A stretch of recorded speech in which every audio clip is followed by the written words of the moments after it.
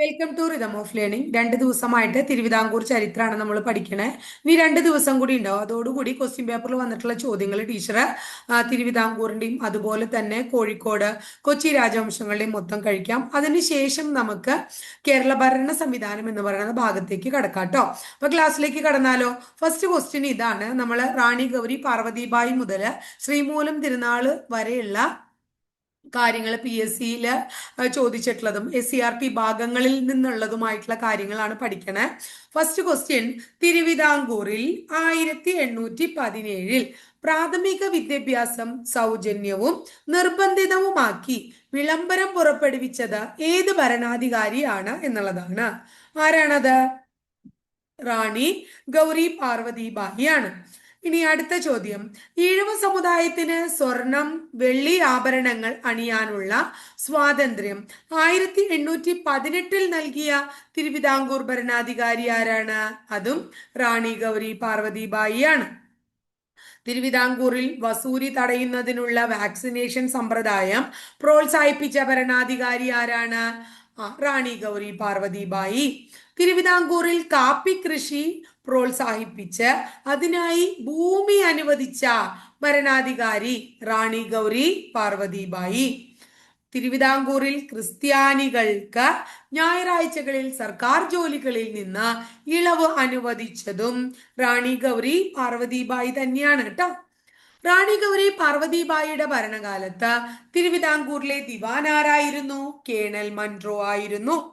അടുത്ത ചോദ്യം, തിരുവിതാംകൂറിൽ 1836 ആദ്യമായി സെൻസസ് എടുത്ത ഭരണാധികാരി ആര്? സ്വാതി തിരുനാളാണ്. തിരുവനന്തപുരത്ത് 1834 ഇംഗ്ലീഷ് സ്കൂളും 1837 വാന നിരീക്ഷണ കേന്ദ്രവും സ്ഥാപിച്ച തിരുവിതാംകൂർ ഭരണാധികാരി ആര്? സ്വാതി തിരുനാളാണ്. സ്വാതി തിരുനാളിന്റെ ഭരണകാലത്ത് നിർത്തലാക്കപ്പെട്ട പ്രാകൃത ശിക്ഷാരീതി ഏതാണ്? ശുചീന്ദ്രൻ കൈമുക്കാണ്. തിരുവനന്തപുരം ഗവൺമെന്റ് പ്രസ് 1836 സ്ഥാപിച്ച ഭരണാധികാരി ആരാണ്? സ്വാതി തിരുനാളാണ്. പ്രശസ്തമായ ഓമനത്തിങ്കൾ കിടാവോ എന്ന താരാട്ടുപാട്ട് രചിച്ചത് സ്വാതി തിരുനാളിന്റെ ആസ്ഥാന കവിയായിരുന്നു. അദ്ദേഹം ആരാണ്? ഇരയിമ്മൻ തമ്പിയാണ്. ദക്ഷിണ ഭാരതത്തിലെ തഞ്ചാവൂർ എന്ന സ്വാതി തിരുനാളിന്റെ കാലത്തെ വിശേഷിപ്പിക്കപ്പെട്ട പ്രദേശം ഏതായിരുന്നു? തിരുവനന്തപുരം. തിരുവിതാംകൂറിൽ PWD അഥവാ എഞ്ചിനീയറിംഗ് വകുപ്പും മെഡിക്കൽ ഡിപ്പാർട്ട്മെന്റും ആരംഭിച്ചതാരാണ്? സ്വാതി തിരുനാളാണ്. സ്വാതി തിരുനാളിന്റെ സംഗീത അധ്യാപകൻ ആരായിരുന്നു? തഞ്ചാവൂർ സുബ്ബറാവു. തിരുവിതാംകൂറിൽ മുന്തിരിപ്പുര മാതൃകയിൽ മൃഗശാലയും സസ്യ ഉദ്യാനത്തിനും തുടക്കം കുറിച്ചത് ഏത് രാജാവാണ്? സ്വാതി തിരുനാളാണ്. അടുത്തത്, തിരുവിതാംകൂറിൽ അടിമത്തം പൂർണമായി നിരോധിച്ചുകൊണ്ട് വിളംബരം പുറപ്പെടുവിച്ചത് ഏത് വർഷമാണ്? 1853 1859 ജൂലൈ 26 ചാന്നാർ സ്ത്രീകൾക്ക് മാറുമറയ്ക്കാനുള്ള സ്വാതന്ത്ര്യം അനുവദിച്ച് ഉത്തരവിട്ട ഭരണാധികാരി ആര്? ഉത്രം തിരുനാൾ മാർത്താണ്ഡവർമ്മ. തിരുവിതാംകൂറിലെ ആദ്യത്തെ അഞ്ചൽ ഓഫീസ് അഥവാ പോസ്റ്റ് ഓഫീസ് സ്ഥാപിക്കപ്പെട്ടത് ആരുടെ ഭരണകാലത്ത്? ഉത്രം തിരുനാളിന്റെ കാലത്ത്. തിരുവനന്തപുരത്ത് ഗേൾസ് സ്കൂൾ അഥവാ ആദ്യത്തെ പെൺപള്ളിക്കൂടം 1859 ആരംഭിച്ച ഭരണാധികാരി ഉത്രം തിരുനാൾ. തിരുവനന്തപുരത്ത് പപ്പായ കൃഷി പ്രോത്സാഹനം നൽകിയ രാജാവ് ഉത്രം തിരുനാൾ. ശരിക്കും മരച്ചീനിയും ഇദ്ദേഹം പ്രോത്സാഹിപ്പിച്ചിട്ടുണ്ട്. പക്ഷെ മരച്ചീനി കൃഷിക്ക് കൂടുതൽ പ്രോത്സാഹനം നൽകിയത് വിശാഖം തിരുനാളാണ് അല്ലെ. തിരുവിതാംകൂറിൽ ആധുനിക രീതിയിലുള്ള ആദ്യത്തെ കയർ ഫാക്ടറി ആലപ്പുഴയിൽ ആരംഭിച്ചത് ആരുടെ ഭരണകാലത്താ? ഉത്രം തിരുനാളിന്റെ കാലത്താണ്. തിരുവിതാംകൂറിലെ കർഷകരുടെ മാഗ്ന കാർട്ട എന്നറിയപ്പെടുന്ന പണ്ടാരപ്പാട്ട വിളംബരം പുറപ്പെടുവിച്ച രാജാവ് ആയില്യം തിരുനാളാണ്. ജനങ്ങൾക്ക് സ്വന്തം വസ്തുവിന്മേൽ പൂർണ്ണ അവകാശം നൽകിയ കാണപ്പാട്ട വിളംബരം പുറപ്പെടുവിച്ച വർഷം എന്നാണ്? 1867. തിരുവനന്തപുരത്തെ സെക്രട്ടേറിയറ്റ് മന്ദിരവും ജനറൽ ആശുപത്രിയും പണി കഴിപ്പിച്ച രാജാവ് ആരാണ്? ആയില്യം തിരുനാളാണ്. തിരുവിതാംകൂറിനെ മോഡൽ സ്റ്റേറ്റ് എന്ന വിശേഷണത്തിന് കാരണക്കാരനാക്കിയ പ്രശസ്ത ദിവാൻ ആരാണ്? സർ ടി രാമറാവു ആണ്. വർക്കല തുരങ്കം പണി കഴിപ്പിച്ച തിരുവിതാംകൂർ രാജാവ് ആരാണ്? ആയില്യം തിരുനാളാണ്. തിരുവിതാംകൂറിൽ ഊഴിയം വേല, അതായത് എന്താണ്, സൗജന്യ നിർബന്ധിത വേല, പൂർണ്ണമായി നിർത്തലാക്കിയത് ആരുടെ ഭരണകാലത്ത്? ആയില്യം തിരുനാളിന്റെ കാലത്ത്. തിരുവനന്തപുരത്തെ മൃഗശാല സ്ഥാപിച്ച തിരുവിതാംകൂർ ഭരണാധികാരി ആരാ? ആയില്യം തിരുനാള്. കേരള കാളിദാസൻ എന്നറിയപ്പെടുന്ന കേരളവർമ്മ വലിയ കോയി തമ്പുരാൻ ആരുടെ ആസ്ഥാന കവിയായിരുന്നു? ആയില്യം തിരുനാളിന്റെ. തിരുവിതാംകൂറിൽ ആധുനിക നിയമനിർമ്മാണത്തിന് തുടക്കമിട്ട സദർ കോടതികൾ ആരംഭിച്ചതാര്? Sir T Rama Rao. തിരുവിതാംകൂറിൽ മരച്ചീനി കൃഷി വ്യാപകമാക്കാൻ മുൻകൈയെടുത്ത രാജാവ് വിശാഖം തിരുനാൾ. സസ്യശാസ്ത്രജ്ഞനായ രാജാവ് അഥവാ ബൊട്ടാണിസ്റ്റ് കിങ് എന്നറിയപ്പെടുന്ന തിരുവിതാംകൂർ ഭരണാധികാരി ശ്രീ വിശാഖം തിരുനാൾ. ക്ലിയർ ആയില്ലേ നിങ്ങൾക്ക്? അടുത്തത്, തിരുവിതാംകൂറിൽ ആദ്യമായി വിരലടയാള പരീക്ഷണം അഥവാ ഫിംഗർ പ്രിന്റ് സിസ്റ്റം സർവേ വകുപ്പിൽ ആരംഭിച്ചത് വിശാഖം തിരുനാളാണ്. പോലീസ് സേനയിൽ ആദ്യമായി യൂണിഫോം സമ്പ്രദായം നടപ്പിലാക്കിയ തിരുവിതാംകൂർ രാജാവ് ശ്രീ വിശാഖം തിരുനാളാണ്.